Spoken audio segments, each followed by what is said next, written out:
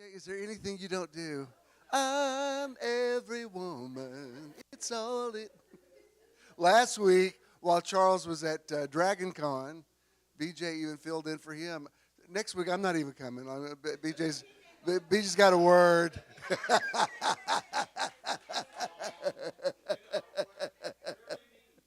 By process of elimination, how many jobs can he take over?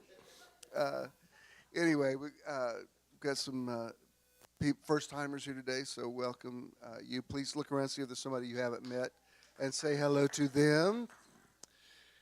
Today, I don't know how it's possible since they're just in their 40s, but today is Jeff and Marty's 40th anniversary, and they came to celebrate it with us.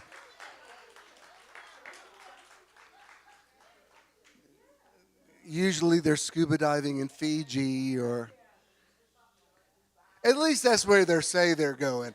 I've never seen evidence of it. There was like, we'll be in Russia for a few weeks. I'm like, okay. Yeah, not anymore. Well, yeah, no comment about that.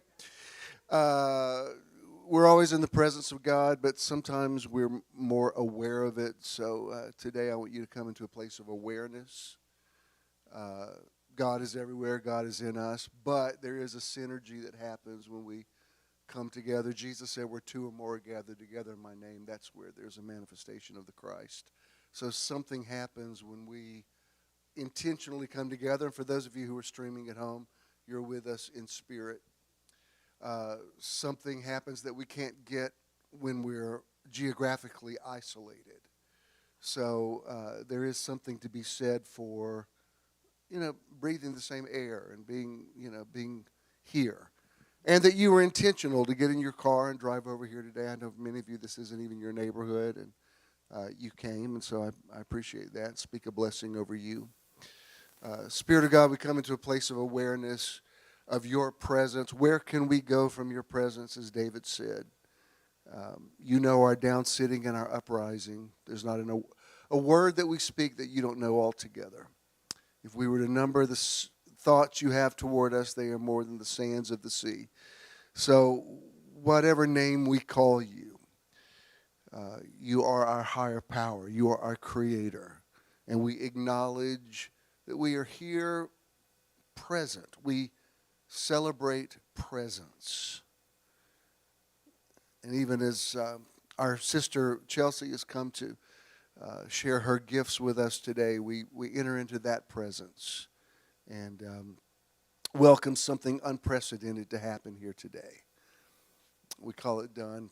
Let's all say the Lord's Prayer together, if we can, please. Our Father, who art in heaven, presence of divine love and light that lives within us and within all of life, hallowed be thy name. We invoke the powerful creative nature of all that is sacred and holy. Thy kingdom come. We embrace the healing essence that is the kingdom of heaven within us. Thy will be done. We accept our greatest good as we align with our divine nature, on earth as it is in heaven, knowing that the affairs of our lives reflect our evolving consciousness. Give us this day our daily bread. Each day we receive great blessings from within and throughout all the activities of our lives.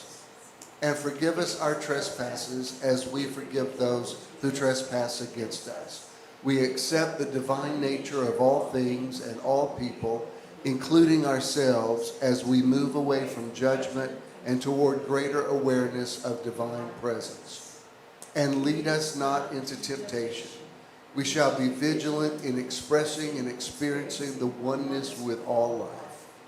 But deliver us from evil, as we are learning to live without fault-finding and suffering. For thine is the kingdom and the power and the glory forever and ever. For we accept the consciousness of divine perfection with all its power and glory right here, right now, and forever. Amen. And so it is. Amen. You may be seated. I'm going to get started quickly and give Chelsea as much time as possible.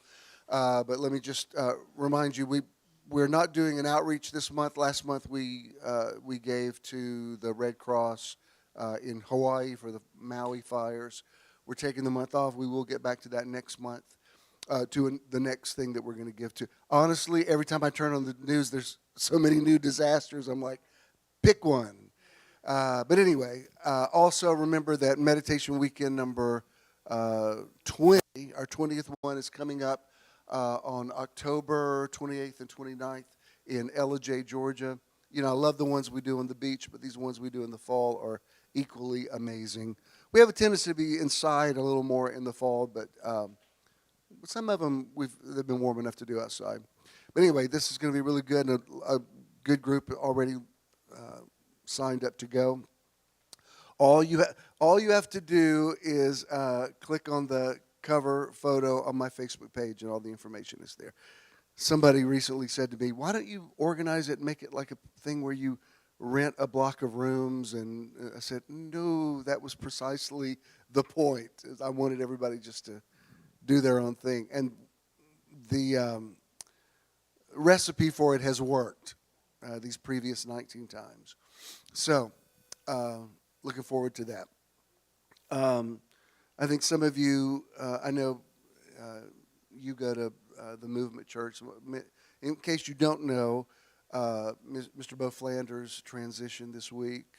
And it was interesting because I meet with my boys every Wednesday night. And I actually had them over to my house. Well, the reason I had them over, Jonah said, "I thought you brought us over to the house to tell us something." I said, "No, we cleaned the house really well. It's the first time since my surgery that we were able to do, between Ken's back and my arm, we finally got it really clean." I said, "Well, I'm having the boys over while it's this clean." Not that we live in filth, but you know what I mean. There's clean and then there's company clean.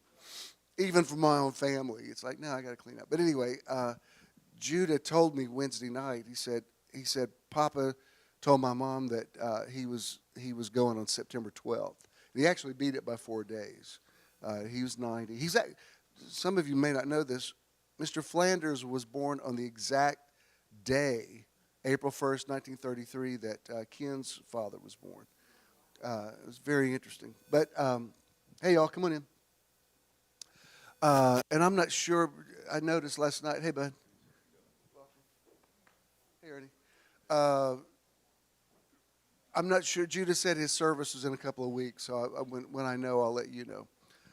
Also, so many people transitioned this week. I'm having to just pick which ones I want to mention. But I didn't know until last night that Milo Lefevre had passed, and I have so much history with him. Don't even know where to start. One thing I was thinking about. Milo was very innovative because he left gospel music and became a rock star before he got born again and went back into the ministry. And I mean, he was good friends. He did stuff with the Allman Brothers. And anyway, after he went back in the ministry, he would come to the church. The last time I had him at Church of the Now, I had just done a School of the Bible. And I talked about, I blasted the hell out of hell.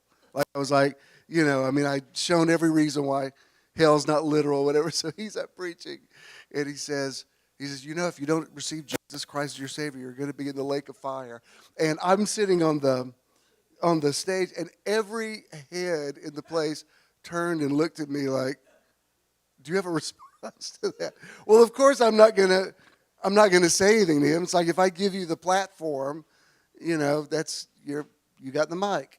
So I just sat there and like, okay, So afterwards, I took him to lunch. He said, "I felt like when I said the thing today about the lake of fire, I felt it was kind of weird. Did I say something wrong?" I said, "It's fine, whatever." I said, "My people are very mature, so whatever you say, that is one interpretation." He's like, "Yeah, but I felt like everybody kind of clammed up on me." I said, "Well, it's hard to explain, Mylan, but anyway." But he has gone to the other side, and so don't anybody else go for a while. If enough people have gone the last few days, let's pace this out, and the rest of you, would you please stay? I personally would appreciate it.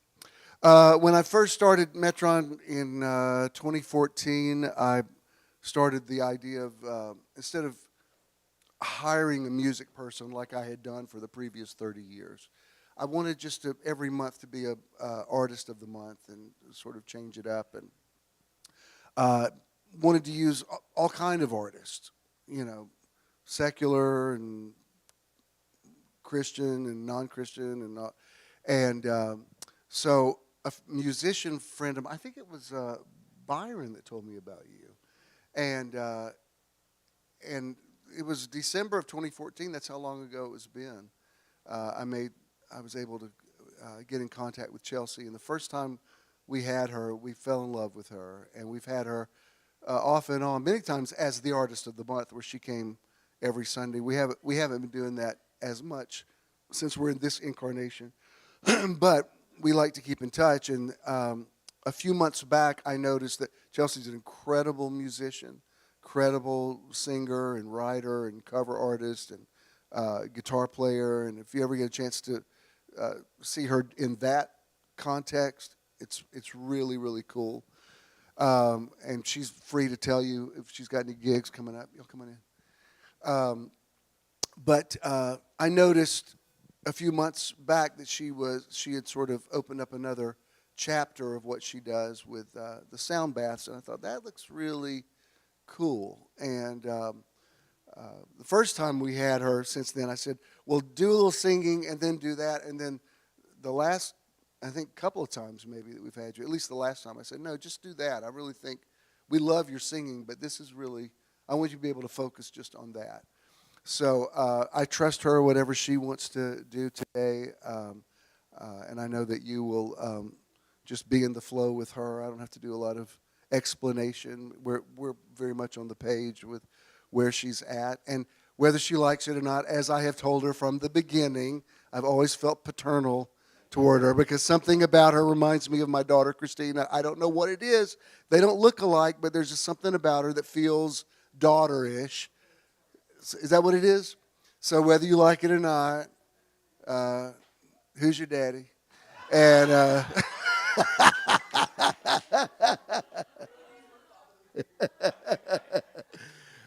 so I'm going to let it. Do you want to take this mic so that you can? I'll give this to you. Without any further ado, would you just stand up and welcome Chelsea Shag? Chelsea, come do your thing.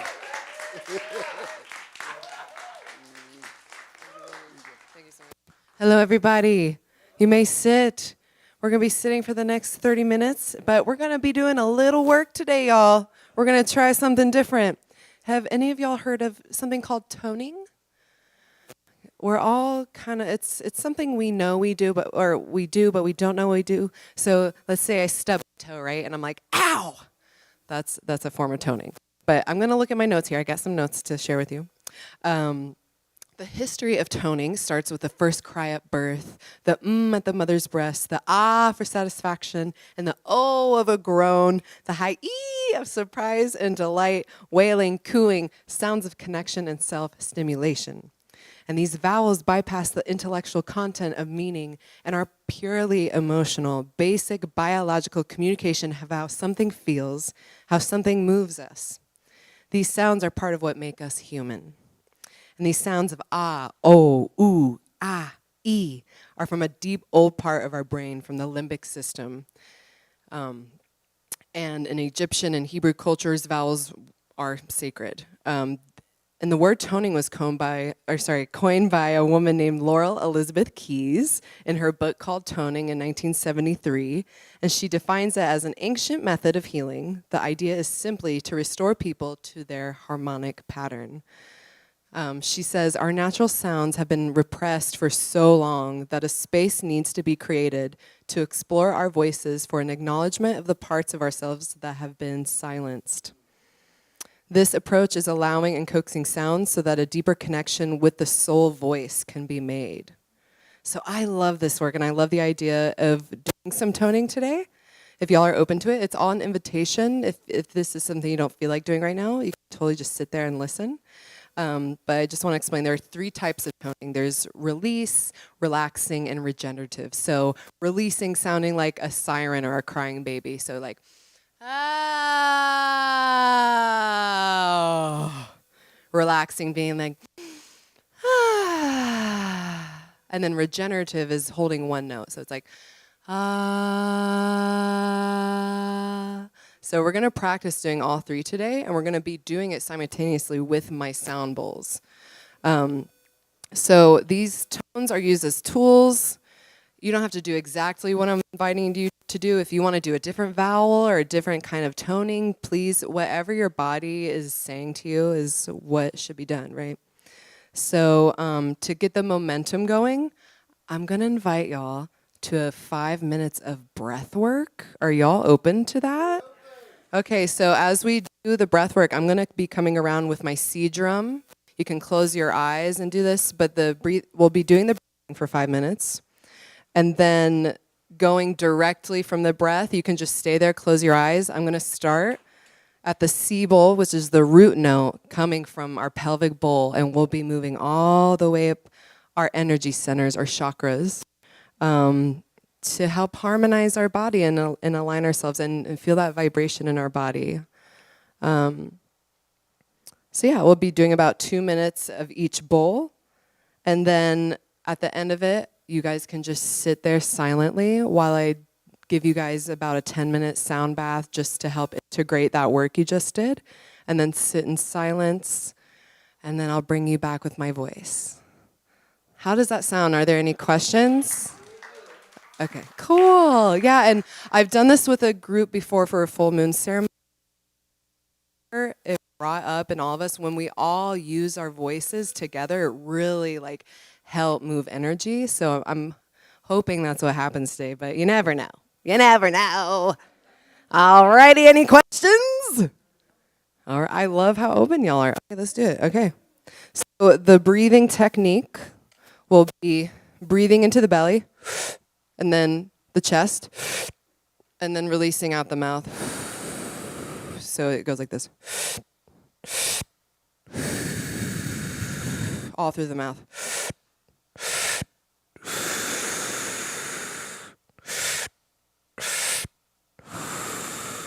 As we continue doing that, you may close your eyes. We'll be doing this for 5 minutes. I'll see you on the other side.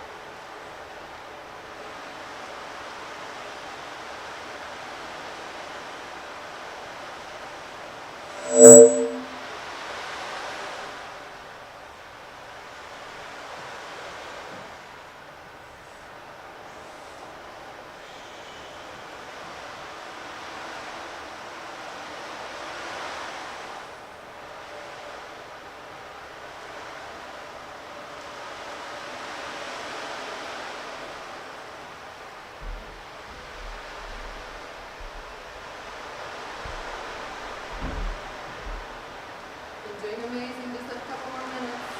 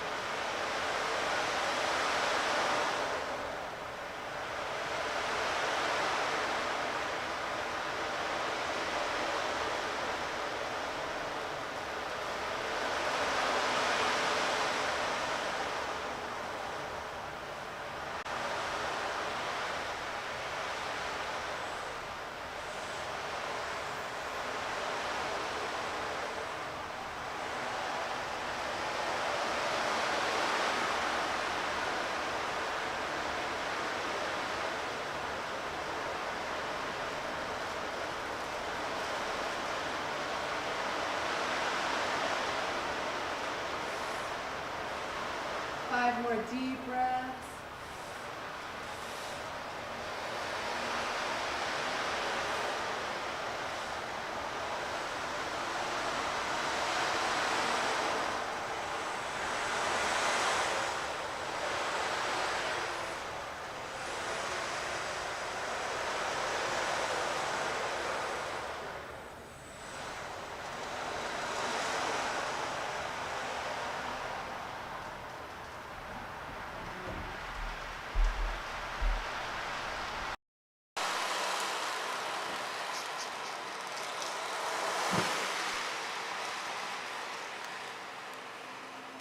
Now moving into toning, letting out a groan from that deep belly.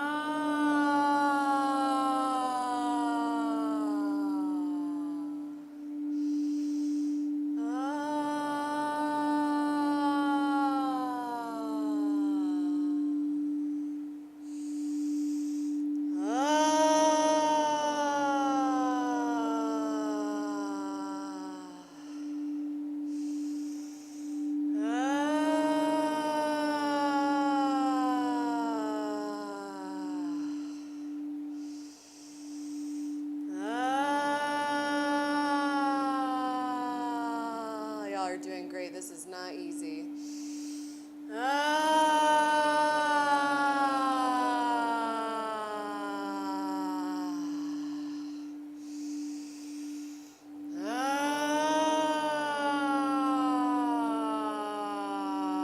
You might feel sensations moving through your body.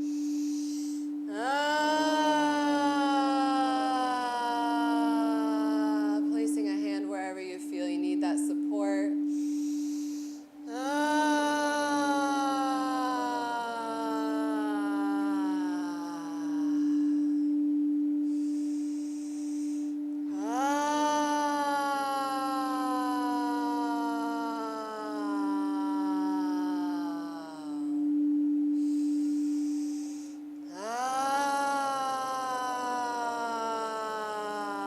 Moving into the solar plexus.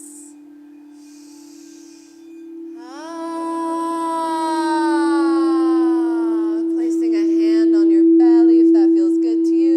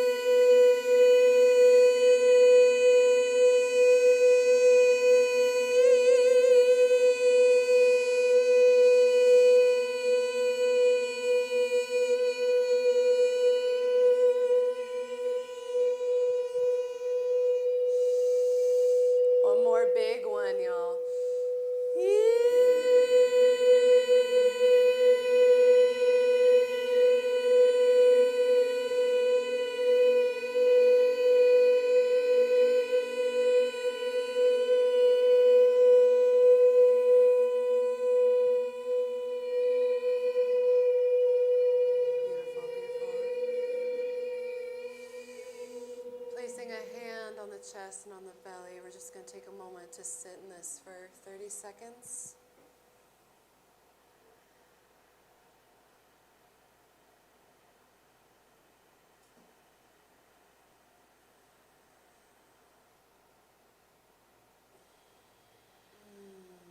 Letting out any sigh that needs to come out, any coughing, anything like that.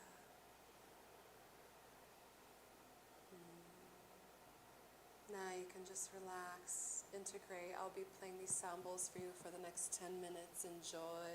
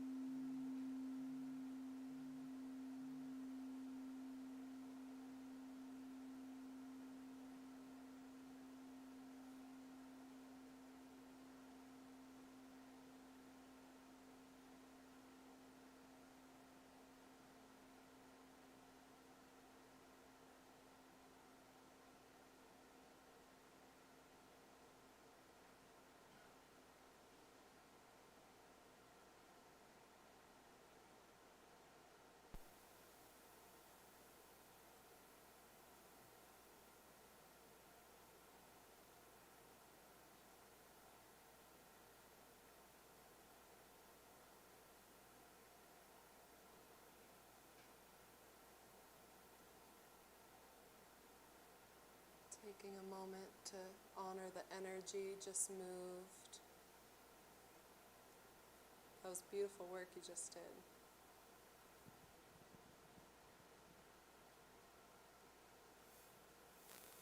Inviting a hand on the heart and belly, if you don't already.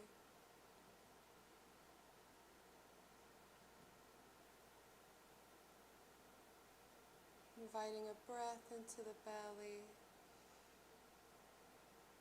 And if you need to make a sigh, letting that out.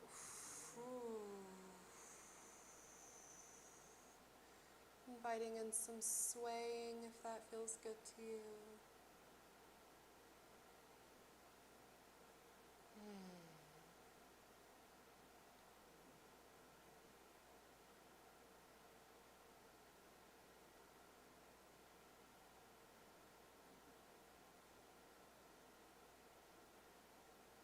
Maybe raising your hands above your head, stretching up.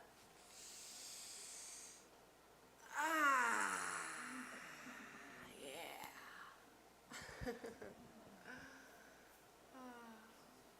It's an honor to be here, to move through with you.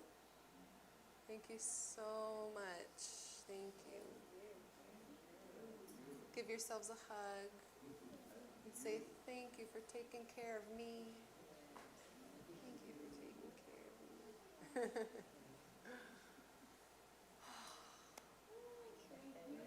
me. Thank you, Chelsea. Beautiful. Tell her how much we appreciate. Awesome. Very, very cool.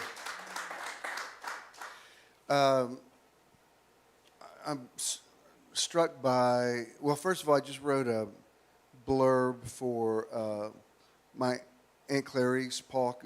She has a book coming out about responsive readings, and I wrote a little thing for it, and I was talking about how sounds are so connected with every faith group. And I said, in some cultures it's chanting, and there's different things. I said that something happens when we all make a sound together. And I was thinking about that.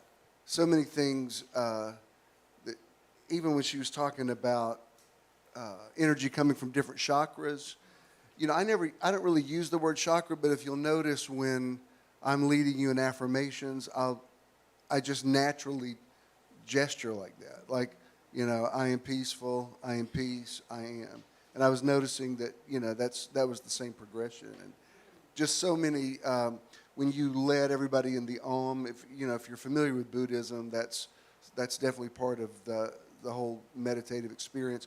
But if you really read the origin of it, it's the same origin where we get the Alleluia from.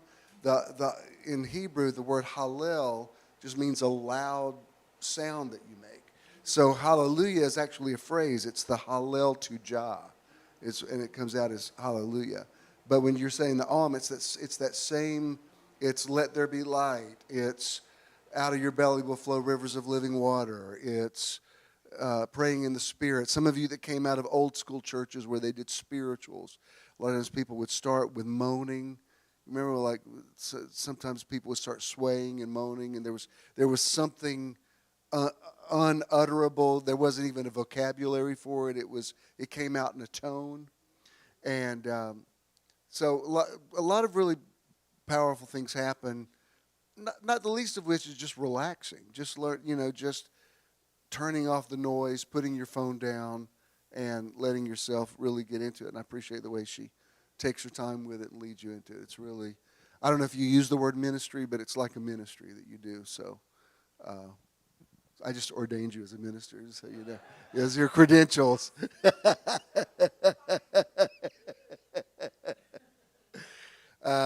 Okay, good. We will definitely have Chelsea back. She is always welcome. I'm going to do a quick, what? Oh.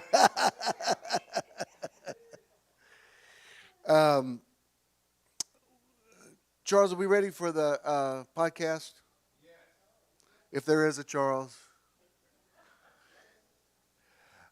Welcome to the Metron Live podcast, coming to you from Metron in beautiful Kirkwood neighborhood, Midtown Atlanta adjacent. Metron people, would you please give the podcast people a welcome? Thank you to the rock god of podcasting who has returned. Kill the fatted calf.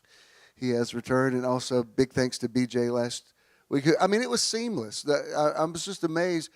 BJ took care of everything. Michelle wrote me and said, "I've got meditation music on my computer," and I was not that we don't need Charles, of course we do, but it was just nice to see how the whole thing works as a unit, and he could do what he does with other places. So very, very cool. So I love my beautiful tech team. Seems impersonal. I got to come up with another word for y'all, but y'all know what I mean. I'm going to be brief, but I do want to get this installment of the series out. So we speak into the atmosphere and we say, "Let there be light." My title this month is "Things to Come: Predicting the Future by Creating It," and I want to bring us back some balance to some of the things I said last week. Balance is very important. Finding your spiritual equilibrium, finding the sweet spot between two polarities. Before I show you this first scripture, this phrase comes up more than once in the scriptures, but in John chapter 4, when Jesus was talking to the woman at the well, he said something very interesting. He said, "The time is coming, comma, and now is." He says something's coming, but it already exists.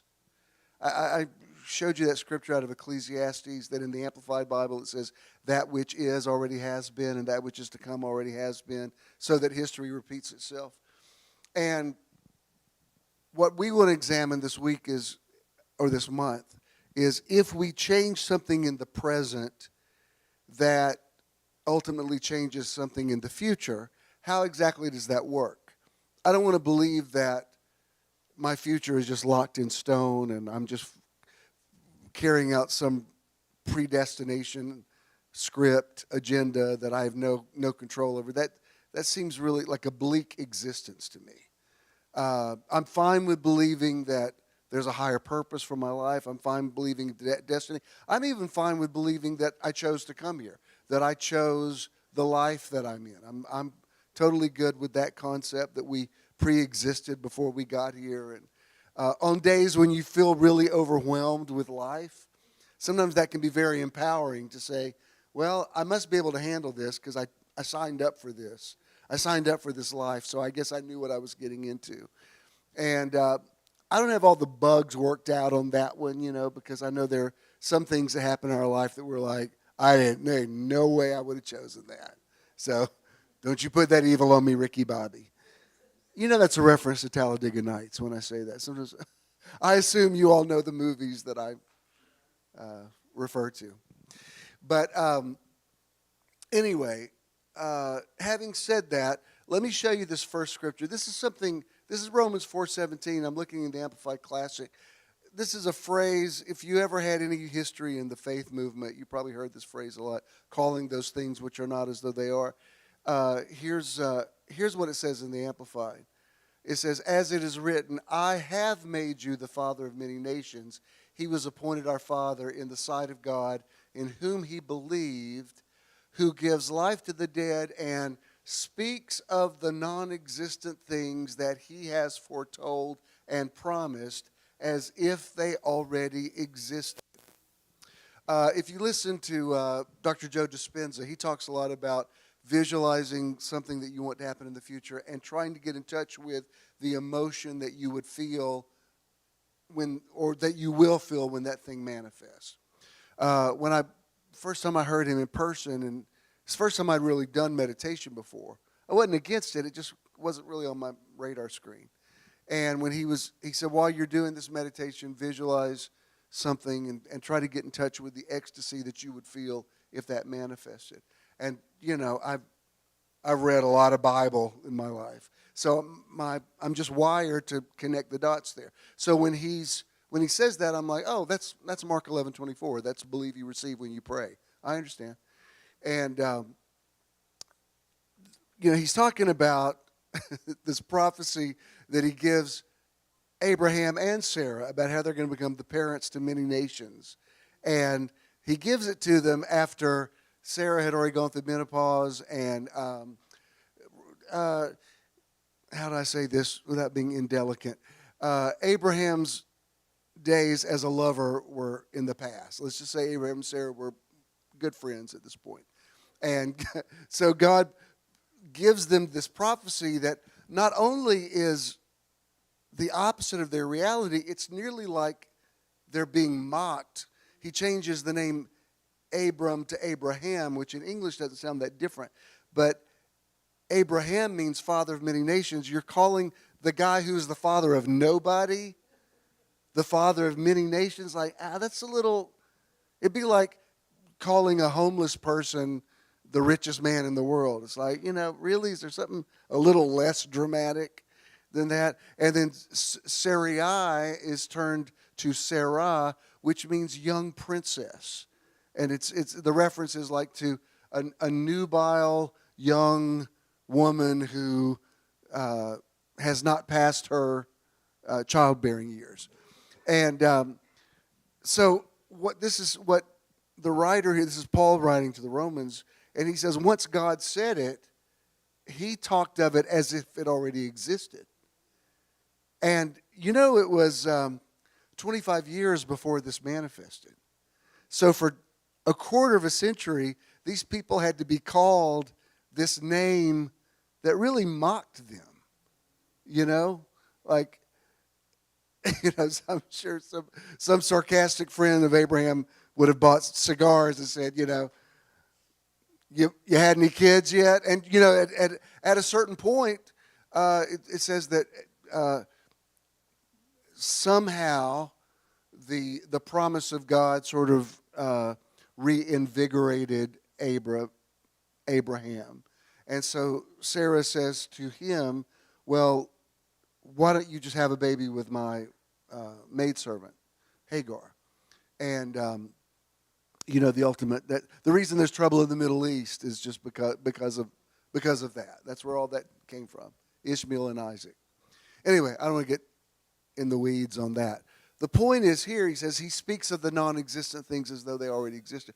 I wrote a meditation this week, and I said this phrase because I was talking about how all feelings are valid, and I said, if you're feeling whatever, it's okay to feel that. And I talked about when Jesus was in Gethsemane and he had to go in and sweat the drops of blood, but he asked his disciples, can you not wait with me an hour? And I said, sometimes all you need is somebody to, joy will come in the morning, but in the meantime, somebody's waiting with you in the dark. I was really proud of it. I think 2 people read it, but I thought it was really good. For those of you that care about what I spend a lot of time writing. But anyway, you know who you are at home. Thank you. But I made this statement in there. I said, calling those things which are not as though they are is not the same thing as calling those things which are as though they are not. Do you understand? Calling those things which are not as though they are not is denial. That's like, la, la, la, I don't believe this is existing. That's not really faith. Faith's not denial. Faith is calling something into existence. Faith is proactive. And it involves forth-telling. Even the classic Hebrews 11:1 is now faith is the evidence of things not seen, the substance of things hoped for. The next verse I want to show you is, this is Isaiah 46:10. This is in the New International Version. And it says, I make known, this is Isaiah speaking for God, I make known the end from the beginning, from ancient times what is still to come. I say, my purpose will stand, and I will do all that I please. Now, for the sake of time, I don't know, I'm just going to have to just highlight this. If you really believe something is coming, something is going to happen, to the point that you don't even struggle with talking about it like it's already real. Without even realizing it, you already believe it's real. It's like it's like you have a gift of faith about it. You just know that you know it's going to happen. I've shared this with you before, but my I think my senior year in college, maybe it was my junior year, I don't remember.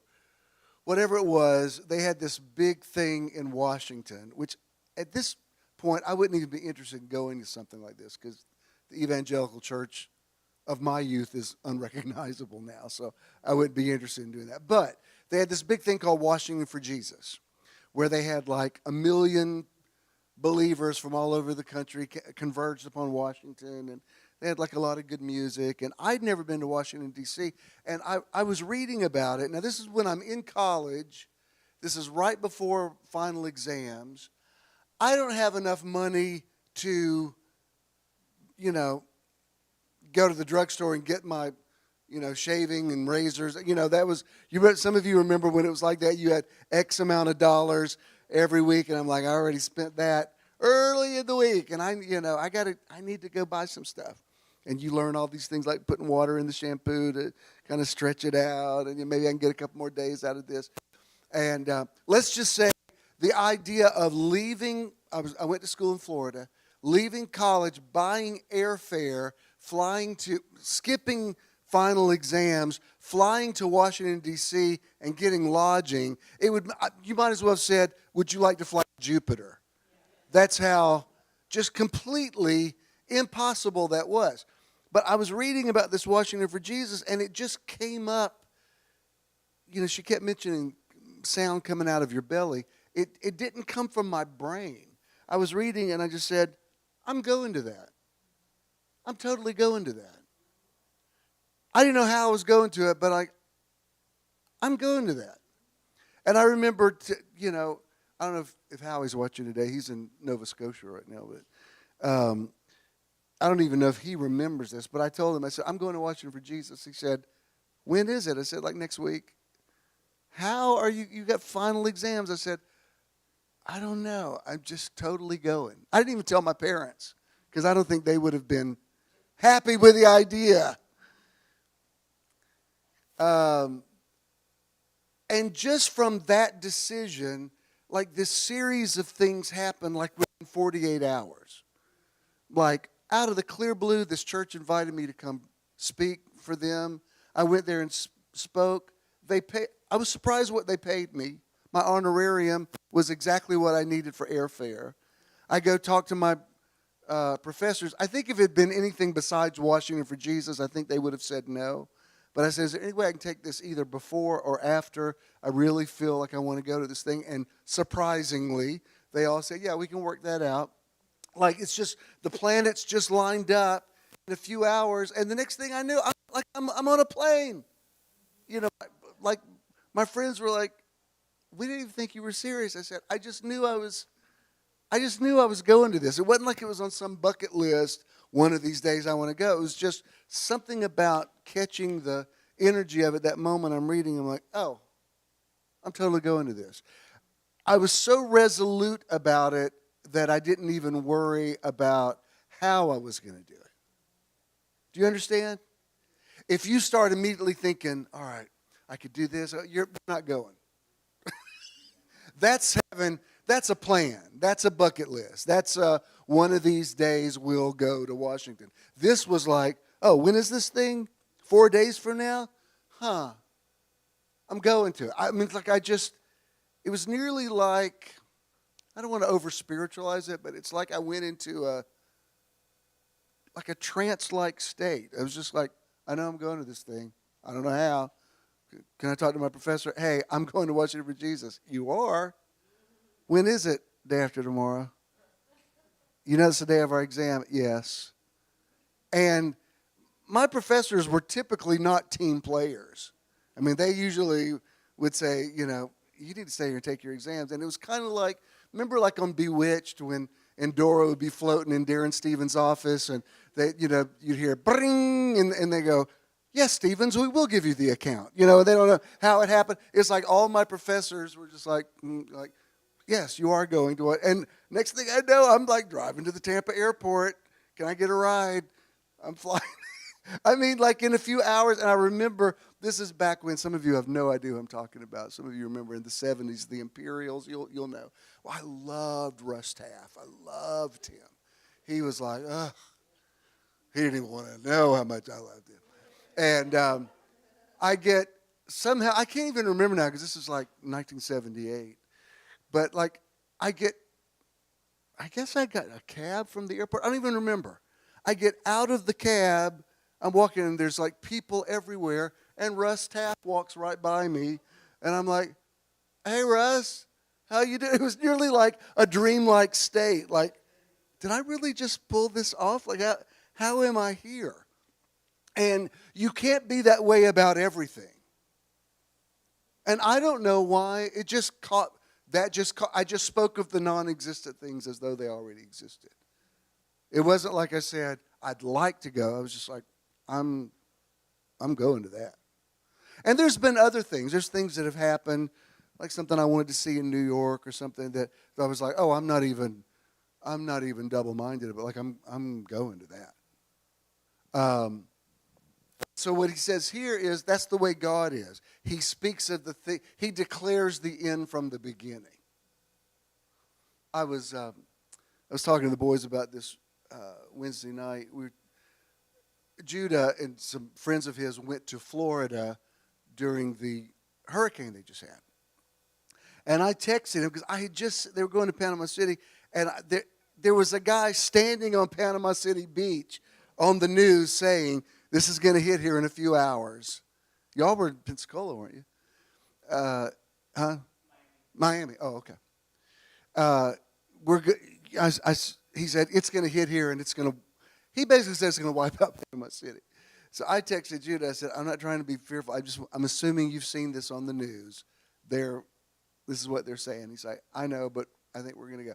I don't know how they did it, but, unless he's just finding some stuff online. He's posted pictures of rainbows and beautiful. I don't know what y'all's experience was. His was, it never rained. It was great. And he said, these two guys I went with they're just like really good sports. And we don't care if it rains. We don't care if it's a hurricane. But they kind of went with that attitude. And the weather was great. And you nearly have to have that attitude about things. Like Jesus saying, let us cross to the other side. He didn't say, let us believe for good weather. He says, we're crossing to the other side. And I was telling them, I said, one reason I've always had a really good travel mojo, I always have magic happens on our trips, is because I wouldn't tell you it was a bad trip if it was. I don't want you to think I have bad trips. I don't know why that's true. I want you to think my trip. So because it's already locked in, my narrative is already going to be, this was the best trip ever. So because I go with that in mind, it becomes the best trip ever.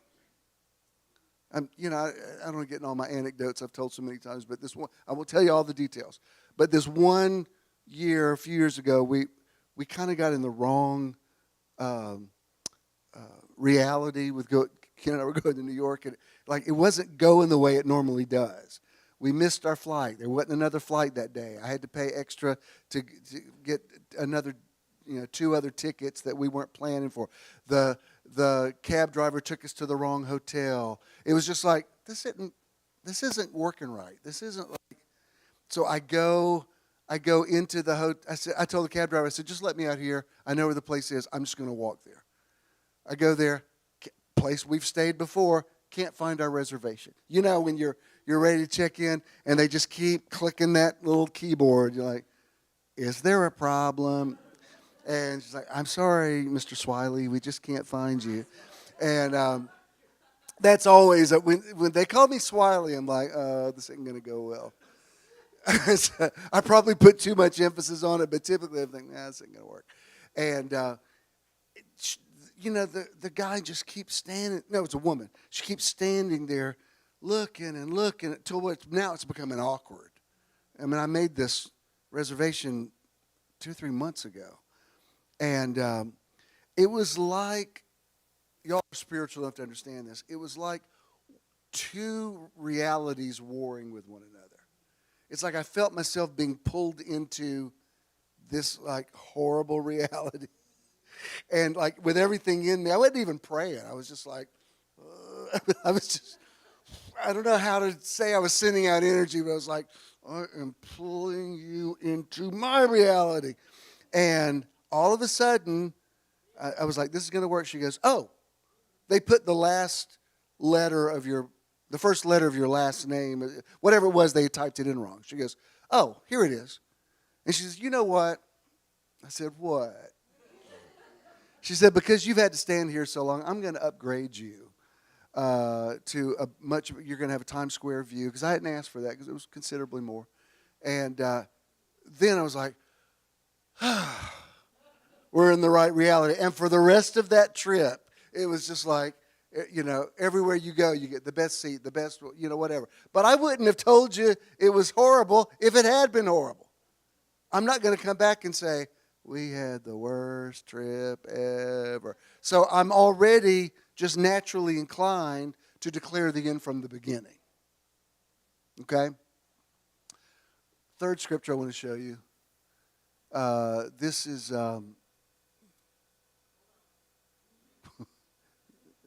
I predict that the third point is going to be... there it is. This is James chapter 4, verse 13 through 15 in the English Standard Version. Now, I want to show you this because I'm trying to bring you some balance. Let me tell you about balance. Like old school ballroom dancing, when people embraced one another and danced, there's something called leading. Like when a couple dances, one leads. That's why they always say that when people compare Fred Astaire with Ginger Rogers. He danced with other people, but his most famous was Ginger Rogers. People always say, this is why women are superior, because Ginger Rogers did everything that Fred Astaire did, except she did it backwards and on high heels. And but the idea with leading is that somebody's going to have to lead. And I feel like that is metaphoric about how this works. Sometimes God leads, sometimes you lead. Sometimes there's more than you can ask or think. Sometimes it's decree a thing and it'll be established unto you. And if you prefer saying the universe or higher power, whatever, we're all talking about the same thing. But sometimes you need to be absolutely resolute. This is what's going to happen. I speak it into existence. I walk into it. The words that I speak are the house I'm going to live in. And there are other times when you just have to go with the flow. Well, how do I know when it is? I can't tell you when that is. This is why you've got to learn your own rhythms. You've got to learn your own energy. You've got to learn yourself. Listen to me. When the 91st Psalm says, he who dwells in the secret place of the Most High, that means that your place with God is secret for me. I can't judge you on your journey because yours is a secret place. It's intimate. It's personal to you. I can know kind of about it, but I don't really know it. You can't know mine. You can kind of know my journey, but the Most High lives in a secret place. Do you understand? That's why you can't judge somebody else's journey at all, because their journey is a secret from you. How dare you invade their privacy and say, I'm going to know your secret place? That's very impersonal. You don't know me like that. You can't no more than you could jump into bed with me. You can't know my secret place with God, because it's unique to me. So here's what James says. James is the Proverbs of the New Testament. He says, come now, you who say, today or tomorrow we will go into such and such a town and spend a year there and trade and make a profit. Yet you do not know what tomorrow will bring. What is your life? For you are a mist that appears for a little time and then vanishes. Instead, you ought to say, if the Lord wills, we will live and do this or that. Now, that statement right there, a lot of people don't know how to navigate with that. Because some people are afraid to declare anything. If the Lord wills, I don't know. You can't keep it in neutral that much. Sometimes you do have to put it in drive. How do you know when it's the right time? I can't tell you that. That's your secret place of the Most High. All I'm telling you is there are some times where you have to say, I don't know exactly how this thing's going to work out. I'm not exactly sure what's going to happen tomorrow, but something's going to happen. And then there are other times you begin to lead the dance. Sometimes you lead. Sometimes God says, make a plan and I'll bless it. I would nearly say that at this point, the higher power prefers that you lead. Let us make people in our image and let them have dominion. Let them lead the dance. Let them figure it out. You know, if you keep saying, I've been waiting here for 30 years for something to happen, I know God's up to something. No, I think you're just missing it. You know, you're not getting any younger. He says there, you are a mist that appears for a little time. We watched some old movies yesterday, and I'm looking at movies that we watched one that was made in the 30s and one that was made today. We were watching one this morning that was made in the 50s.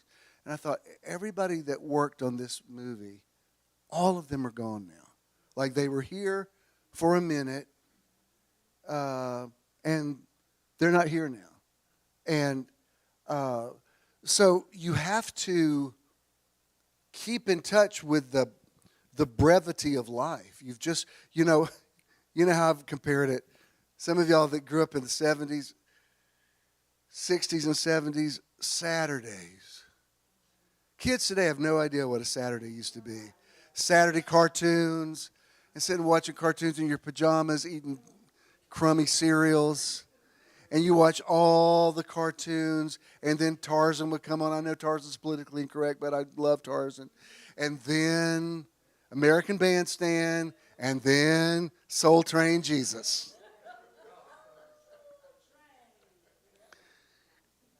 That was the best. And the thing about Soul Train is the Soul Train line, where everybody lined up and you had a minute to, go through and do your thing. Like that was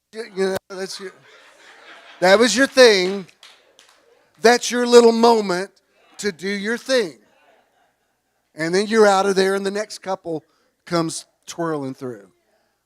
And that's kind of what life is. Life is like a Soul Train line. Do you know what I mean? It's like, all right, we're all looking. What you got? And you don't have time to say, I believe God's got a plan. No, you don't. You don't have time. You got to wear some platform shoes and get on there and, do something. Because you just got a minute.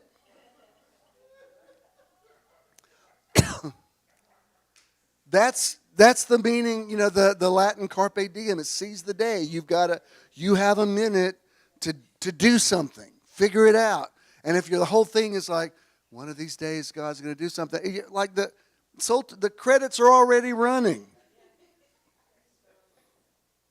Don Cornelius has already said goodbye.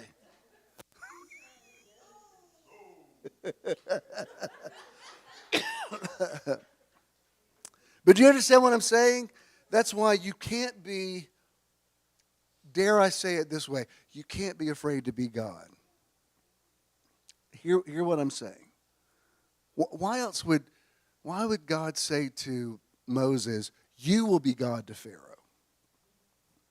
He didn't say, stand back, Moses, and I will show him that I am God. God says, no, you go be God to him. And just kept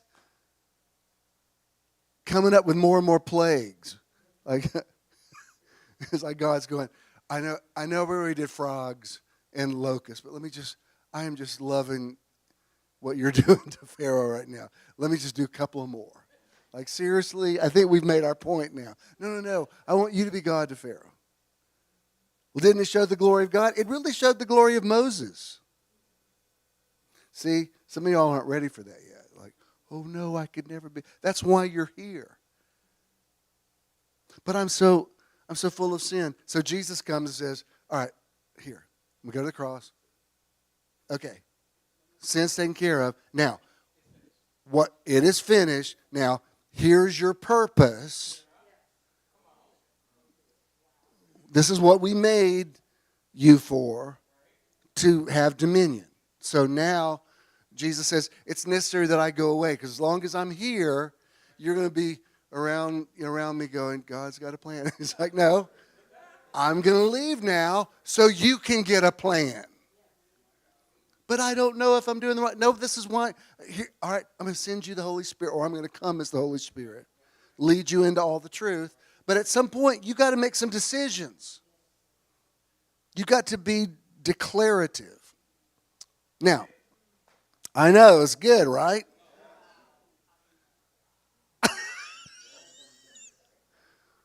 All right, now I'm going to show you this quote on this meme, because this nearly sounds counterintuitive to everything I've just said. How can two things be true at the same time? Because they can be. How can the worst thing that ever happened to you be the best thing that ever happened to you? Because it can be. There are parallel universes. There are multiple realities. So just hear me out, because here's the other side. All right. Cody Keplinger says this. You can't control everything, and I agree with that. You can predict your future, but you don't have control over everybody else's and world events. So you've got to factor in, you're not living in a vacuum. So your future many times is very connected to what other people are doing. You can't control everything. Sometimes you just need to relax and have faith that things will work out, let go a little, and just let life happen. You've got to always remember that, because yes, you were here to create. Yes, you were here to be God in the earth. But sometimes you just have to say, I don't know about this one. I remember, I pay very much attention to the things that Ken says. His words matter to me.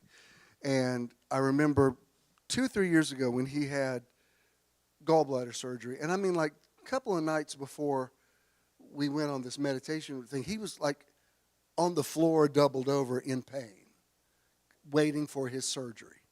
Well, then this meditation weekend comes up, and he had enough time to go, but what do we do if we get down there and something happens? I mean, yes, there are hospitals down there, but we don't know. I mean, I don't know. And we kept talking about it. I said, I can't tell you what to do. This is your body. I'm not going to, of course I want you to go, but I'm not going to insist that you go and then you get down there and something happened and it's my fault, that you died on Driftwood Beach, and like that's not, I don't like that. So I remember he'd come in late for work, and he went in to take a shower, and I was online. And he came out after I guess he met God in the bathroom. I don't know. He came out, and I remember he said, I'm just going to close my eyes and go. And I said, so be it. And he went, and it was fine. And the surgery came up a few days later, and that's been fine. But I knew what he meant when he said, I'm just going to close my eyes and go. Because it's one of those things where he had to make that decision. He could have stayed here out of precaution and been totally fine. And, we're on the beach going like, oh, my God, this meditation weekend was the best. Jesus appeared in bodily form in Jekyll Island and said, shh, don't tell anybody I was here. Y'all are the best group. And but when he said, I'm just going to close my eyes and go, when she brought you up to the highest chakra today, she said, put your hand on your third eye. That's something you don't hear a lot in Judeo-Christian theology, but that in a lot of Eastern religions, the idea is there's an eye. It's in Bible world, it's faith is evidence of things not seen. It's like I'm seeing something by the Spirit that I can't see with the natural eye. When do you know it's time just to put your feet up and say, I don't know how this is going to work, but I'm not going to make it worse by worrying about it. I'm just going to close my eyes and go. I remember the way he looked. When he came out, he did his hand. I'm just going to close my eyes and go. And I'm like, I got it. Pack a bag. Let's go. And I think that was like the night before, wasn't it? I mean, it was like, right. I mean, I was already packed and ready to go. And I said, I can't tell you what to do. Now this next one is a little even more extreme. You judge this for yourself because this is a strong statement. Look at this one. I've quoted this person, Rainer Maria Rilke, before. Let life happen to you. Believe me, life is in the right always. Now, I don't know. Can you accept that? I don't know. The extreme interpretation of that is, I'm not going to do anything. I'm just going to float down the river, and whatever's going to happen is going to happen. I don't know that that's the best thing. It's like I told you last week when I was talking about, or was it last? Yeah, I was talking about vaccinations. Vaccines for, looks like COVID's making a little bit of a comeback. And I'm very pro, your journey is your journey. There's a new booster supposed to be out this week. I'll be at CVS going, boost me, baby. I mean, I'm all about it. If you're not, fine. That's your journey.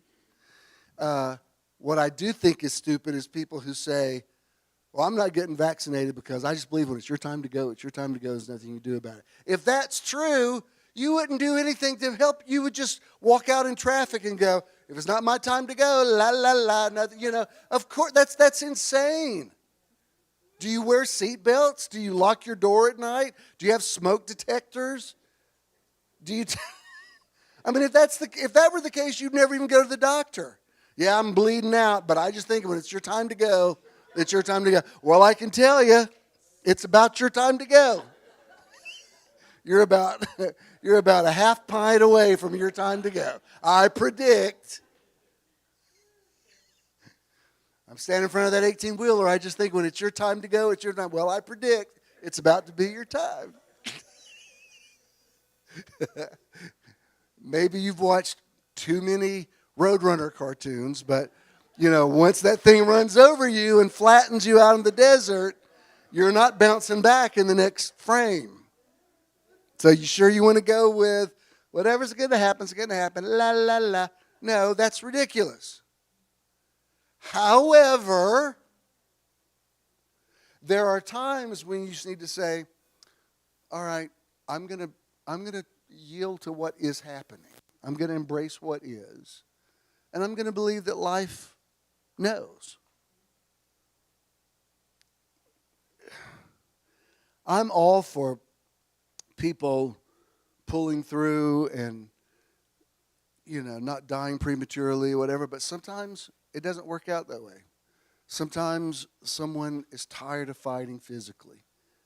And sometimes you have to trust them to let them make their decision about life and death, if there is such a thing. I'm not sure death is real. It may be a perception. But you know what I mean, when you leave the physical body.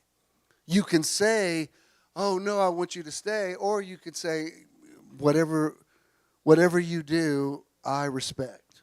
Of course, we'll miss you. But I know just what little bit of I've been through this year with MRIs and all the, I don't know that there's any, I think I've had everything except a pap smear this year. And I don't see any reason for that. But I've had MRIs, stress tests, you name it, I've had it. Echocardiogram, what else have I had this year? I mean, I have been photographed more than a supermodel. And that stuff doesn't hurt. It's just emotionally taxing. Everywhere you go, you got to wait for the doctor to tell you this next thing that may sound completely different from what they told you 3 weeks ago.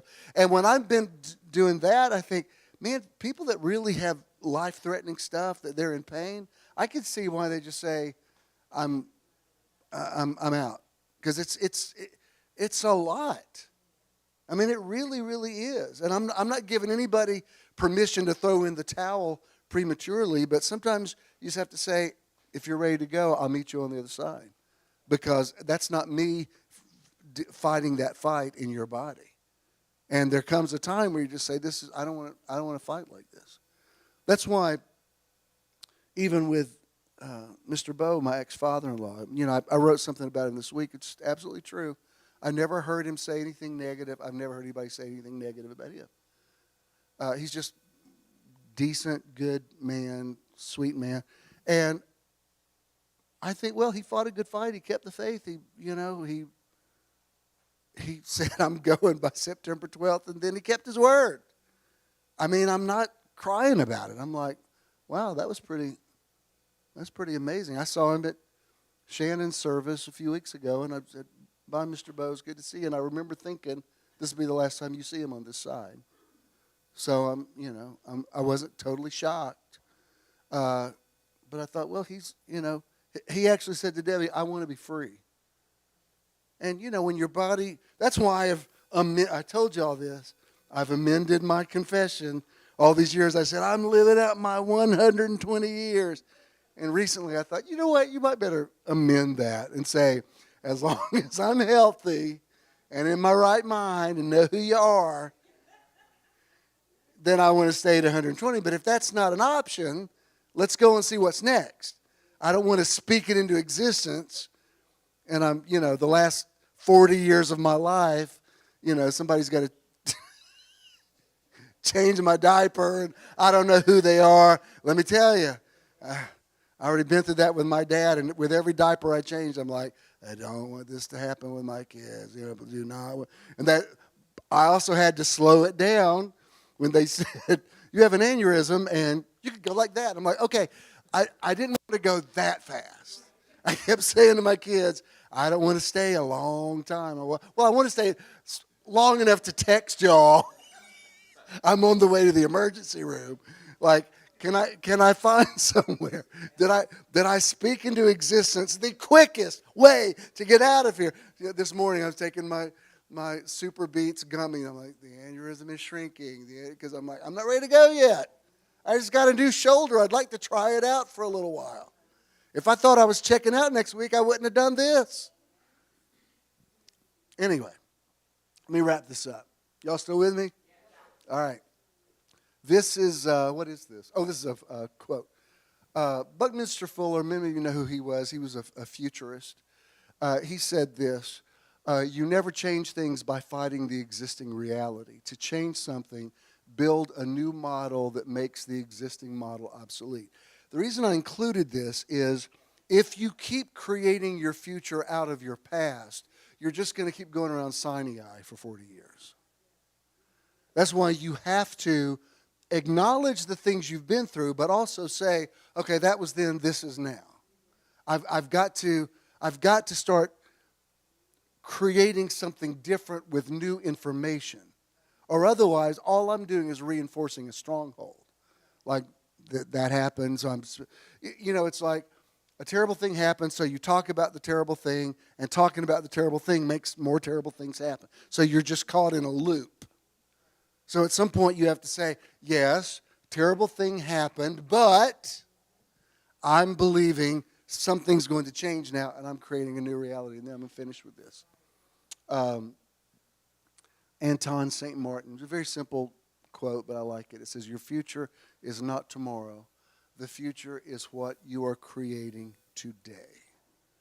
Again, Jesus says, the time is coming, and now is.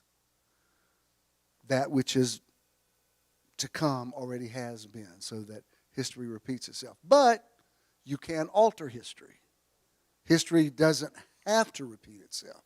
It usually does, but it doesn't have to. Did you get anything out of this? Let's all stand. Stand, please. Let me show you this outro, and then I'm going to speak a blessing over you. If we can, please. Contributing to Metron is quick and easy.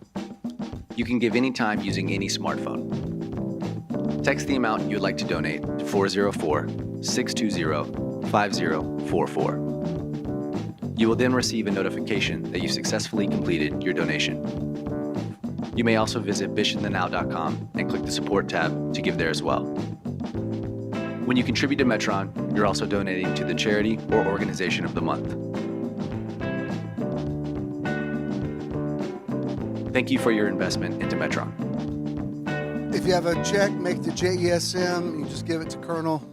He'll give it to Avery. She'll deposit it. If you have cash, pay it forward. You might want to bless Chelsea. We'll give her something today, but you might want to do that as well.